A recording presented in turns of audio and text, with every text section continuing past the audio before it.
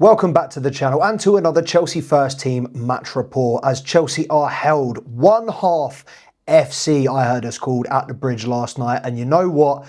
That is exactly what we are at the moment. We are a team that cannot play more than 45 minutes of solid football. Even in the best performance under Liam Rosenior, the best game we have played since the new manager took charge at the start of the year, we could not manage more than 2/3 of the game. 6 minutes of absolute brain dead bozo behaviour from the back line.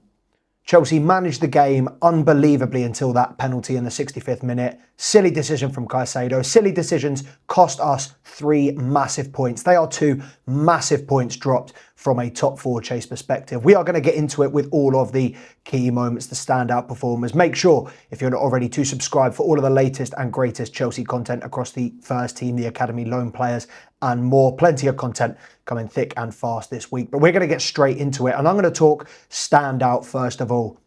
I think first half, phenomenal. Excellent football. I haven't seen Chelsea control a game and play as good football as that all season. And I think it was a joy to watch. It was a breath of fresh air. I think Andre Santos, particularly in the centre of midfield, was excellent and has been excellent ever since he's joined the club. Whenever he's featured, I think he has been superb. Excellent addition. 12 million from Vasco da Gama. Already worth his weight in gold. I mean, I think there were rumours that we were, 50 million bids were on the table in the summer. We could charge 80, 90 for this guy. I mean, forget all the talk about Elliot Anderson, Adam Wharton. Yes, fantastic players. But Andre Santos, I don't want to say he's up there, but he definitely has the potential to be as good as these individuals. And I think, again, yesterday showed a fantastic showing from him in midfield. Even just the pass to Palmer for the first goal for João Pedro, I think he is such a building block for this team. And he kind of bridges that gap between Enzo Fernandez and Moises Caicedo. And I think with Caicedo struggling of late, I think he's had a difficult month. And I think the games are catching up to him. No Dario Isugo, no Romeo Lavia. It is starting to show. And I think Moises Caicedo and Enzo Fernandez to an extent, but more so Caicedo, I think you can see he's fatiguing. He is getting a little bit tired. He is getting a little bit run down. And I think that is where Andre Santos, and fingers crossed Reece James is back. He beats this illness and he's back in the squad for Hull City on Friday. But Caicedo needs a rest. And Andre Santos can 100% be the guy to step up when we do need when we do need to give him a break. That being said, Liam Rosenior preferring these 3 midfielders in the centre, I quite like it. I think more often than not, Chelsea lose the game in midfield where we don't have as much dominance. We don't really control the game in the centre of the park. I think the addition of Andre Santos and having those 3 of Santos, Enzo, Caicedo just gives us an unbelievable boost in terms of level of quality, level of control. It frees up the other 2 to do their jobs. Enzo Fernandez looking forward and Moises Caicedo looking back. It frees them up, to a massive extent. I think it gives them so much more freedom. And I think Andre Santos, really, really, solid player. We followed him very, very closely when he was at Strasbourg last season, showed real good quality, both in terms of his footballing ability, but also his leadership at such a young age. Took on an extremely tough task of being the captain, led by example on and off the pitch. And I think he has been a fantastic, he's been one of the biggest positives, I think, for this Chelsea side this season, and definitely since Liam Rosenior came in the turn of the year. Obviously, Cole Palmer, big week for him. First hat-trick in a while. 3 goals against Wolves in the Premier League, and then to get a goal and an assist last night as well. Even though he missed that chance, and I don't think we can, for all that he's done for us, I don't think you can blame anybody else. I think that Chelsea, threw it away in the second half for 6 minutes. But that chance for Cole Palmer at the end, gilt-edged opportunity.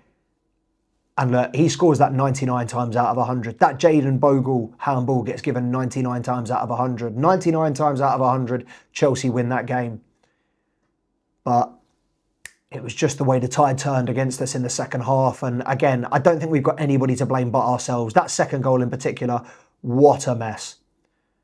A mess from Caicedo, a mess from Achimpong, a mess from Gusto, and a mess from Robert Sanchez, who clattered Bogle.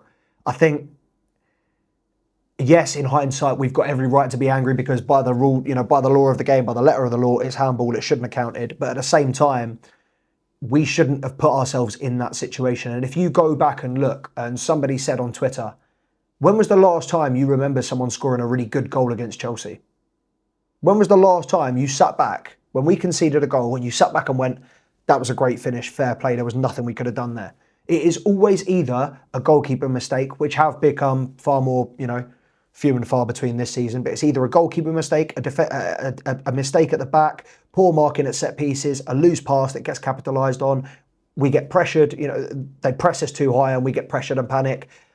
So much of it comes from, I think, naivety, not so much inexperience, because I think these are things, the basics of the game that get drilled into you as a kid. Goal side at set pieces, mark your man. None of this zonal crap, man marking. I don't know how many times I've had to say on this channel, football is extremely simple. You've got 11 players on one team, 11 players on the other. You know who your opposite number is. If you're a centre-back, it's a centre-forward. All you have to do in that game is win your individual battle. And if 11 players win their 11 individual battles, 10 outfield players win their 10 individual battles, you will win the game. Unless, force majeure, an act of God, or something like that Cole Palmer mishappens, something unprecedented. Honestly, it does my head in because the mistakes that we make are so simple. That second goal, Chalobah should have dealt with it immediately, ball coming over. I don't think I even mentioned his name initially, but he made an absolute mess of, a fairly simple ball over the top. And then the positioning's wrong at the centre-back. And then, Caicedo makes a hash of the challenge. And then Achimpong, the communication with the goalkeeper, he's looking for Sanchez to come and collect it. He hasn't received a shout. Why are these players, why is the communication not there? And I do get to an extent that these players aren't playing in a consistent back four. It's not the same team. They are playing with different centre-back partnerships, whatever. At the end of the day, they're professional footballers, and I feel like I've been given a lot of them far too much leeway because I'm a Chelsea fan and because I don't want to speak out and say something bad about them and be too negative. At the end of the day, you are playing for a team and a club that has world-class aspirations. If you are not putting in performances that live up to that, you're not good enough to be at the club. And I think the biggest area that has hurt us, Chelsea for years have needed a centre-forward, a goalkeeper, a centre-back. I think centre-back is quite clearly now become the most pressing issue. Because I think the goalkeeper, you limit the chances that the goalkeeper has to make a mistake, and that automatically brings, the unforced errors down. We've got players like Pedro Neto, Esteval, Cole Palmer that can chip in. And obviously we've got the number 9 now in João Pedro. Whether it's short term, whether it's long term, we don't know. But we seem to have got 4 or 5 players that can go and contribute and can go and chip in. We've had that problem since 2021 when Jorginho was our top goal scorer in the Premier League with 5 goals and they were penalties. We've been able to be successful to an extent while managing these problems. But the centre-back issue, I think it's one of those where Chelsea have to bite the bullet. They've done it in so many other positions, i.e. Enzo Fernandez, Moises Caicedo. Invest in Esteval Willian, invest in big money in players that are going to be a pillar, a foundation, a cornerstone of this team. But yet we've been fucking around for far too long, spending 30 million, 40 million on these potential centre-backs, on these players with, world-class prospects, high ceilings. I don't want to hear that anymore. You look at the other teams, as unserious as they are, you've got teams like Tottenham, Mickey van der Ven, Christian Romero. And I don't particularly rate Christian Romero, but I would argue that both of those are step-ups in terms of quality on the defenders that we have at the moment. Arsenal, obviously, Gabriel Saliba. Liverpool, Virgil van Dijk. Manchester City, Ruben Diaz, Gvardiol, John Stones. They've got serious players with international pedigree. And I saw a stat that said Chelsea are the only team that don't have or Chelsea and Stuttgart, I think it is, the only 2 teams that haven't fielded a player over 30 years. I don't think it's about the experience in terms of age. I think you can look at Mark Gehi. You don't need to go and buy someone that has been round the block 20 times. You can go and find someone with excellent experience for a good sum of money. Yes, Gahey might be a little bit of a one-off example because they paid, a little bit less for him and he's on massive wages. But the talent is there. The centre-backs are there to be taken. And Chelsea just haven't been nearly bullish enough in the market when pursuing a centre-back. And I think, falling short, not that I know particularly much about him, but falling short on Jaquet to Liverpool. It's like we don't really have ambitions when it comes to the centre-backs. We aren't laying down a marker like we did with Enzo, like we did with Caicedo, saying we're going to go up against Liverpool and beat them. We're going to go bar for bar, pound for pound, note for note.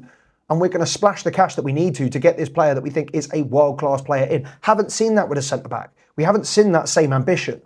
And as much as I love Josh Achimpong, as much as I have credit and a lot of time for Trevor Chalobah being an academy graduate and the exemplary professional that he has been over the last 2 years, I just don't think, looking at that back four and then looking at, you've got Badiashile, Hato, Disasi's gone out on loan, Mamadou Sarr's just come back in. We've got players like Aaron Anselminho, on loan at Strasbourg. There are so many potentials, but none of them are proven. And I just feel like, yes, Levi Colwill throws a spanner in the works because at the end of the day, everyone I think is fully expecting Levi Colwill to be a big part of the centre-back and one of the two centre-backs. Get someone in to not replace him, but get someone in to be that stalwart while he's out. And then when he comes back into the team, either he takes that second position or somebody else has proven themselves to be good enough to play alongside this new centre-back. But whatever it is, we should have gone out for a Bastoni, a Koundé. I don't really know, because there are so many names that have been floated around. And I will say this, centre-back does seem like a particularly difficult position to get right. You've got players like Kim Min-jae, who was supposed to be the next best thing since, the best thing since sliced bread when he was playing for Napoli. I was a big fan of him, saw a lot of him in Serie A. I was a big fan, 40 mil for, nailed on, go for him. Went to Bayern Munich and he has just not looked the same player. And yes, that is a risk you're going to have to take, but it's a risk that comes with any transfer. Whether you're paying 20 mil, 30 mil, 40 mil, 70 mil, there's going to be an element of risk. But when you go out and get a serious player, it puts the rest of it's not just that individual, it puts the rest of the team at ease. I do feel like, how many times this season have we seen Sanchez going nuts at the centre-backs because we haven't kept a clean sheet and we've conceded a stupid goal? How many times have we seen this Chelsea team crumble under little to no pressure? And that is where you need someone who has been in the trenches and knows how to see out these games and knows just how to calm the team down. Because again, it's a fine line and it may sound a little bit hypocritical, but I don't think it's experience per se. I think it's the naivety that comes with that. And I think there are certain players like Andre Santos who are model professionals and show that you can have that level of maturity, you can have that level of understanding of the game when you are that age. But it's very, very rare to find it. And with this scattergun approach that Chelsea have gone with the transfers, I feel like it hasn't nearly been targeted enough, and centre-back is the position that has suffered the most, personally. But look, I don't want to dig out the team too much, because as I said at the start of the video, I thought that was some of, if not the best football that we've played under under Liam Rossini, and arguably some of the best football that we've played this season. So it's a very, very tough one to take for Chelsea fans, I think, because 6 minutes of madness have derailed us from a very, very good win, a huge 3 points, putting us back into the top four above Man United, putting us in good stead, for a tough couple of games. We've got Arsenal coming up. I think we've got Tottenham coming up. We've got a few tough games. So to get a win going into Burnley, going into Hull, going into Burnley, keeping that momentum going, I think was crucial. And I think Liam Rossini has every right, as he was to be angry at the officials. I think the level of officiating was poor yesterday. But as I said before, we have no one to blame but ourselves. Yet again, Chelsea are the architects of our own downfall. And I'll reiterate it, I do quite like the term one-half FC, because this Chelsea team very, very rarely plays 90 minutes of football. And we saw again yesterday, 67 minutes was the best that they could muster.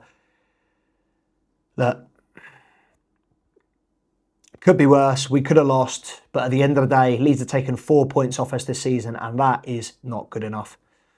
So interested to see what changes, who plays against Hull, and then obviously we've got a nice week before our next game. So interesting to see how we line up against Hull. Let me know what you thought of the game last night. Who got your man of the match? Were you most impressed with Cole Palmer? Were you most impressed with someone else? I think for me, Andre Santos, excellent performance. João Pedro up there as well, but I think Andre Santos for me was the top performer yesterday. But let me know in the comments who you thought your man of the match was.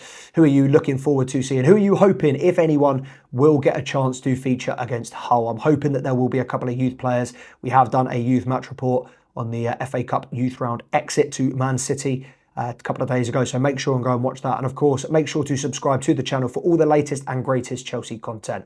Until then, up the Chelsea.